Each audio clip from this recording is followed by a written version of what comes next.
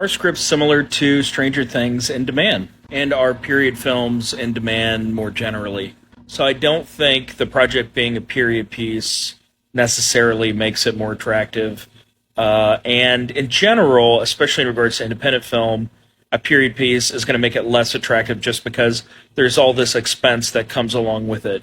The costumes are more expensive. You can't just use the extras cars as your picture cars. You have to actually get period accurate cars to put on screen, which is expensive. There's all these art department costs, sets you have to build, sets you have to dress. All this period stuff is just way more expensive rather than running down to a thrift store, to Walmart or something to grab some wardrobe. I've got to go on eBay and get the period accurate versions of whatever I'm buying, and all of that accumulates into a big expense. They're expensive. Keep in mind that whenever you notice a trend, usually that trend has crested already. There's a bunch of knockoffs that have been circulating.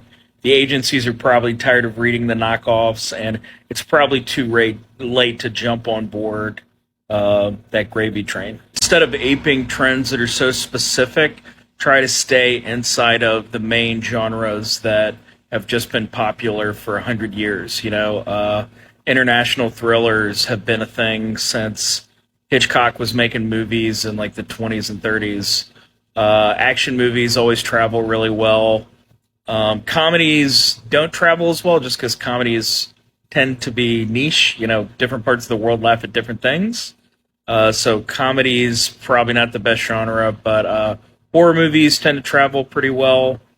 Those tend to have value, and they also tend to have a lower cost of production. One of the great things about horror movies is there tend to be, just by their very nature, a limited number of characters in the movie and a limited number of locations. So just keep that in mind. You want to play in the sandboxes that are always popular and not necessarily try to ape some new niche or new subgenre that just happens to be hot this month.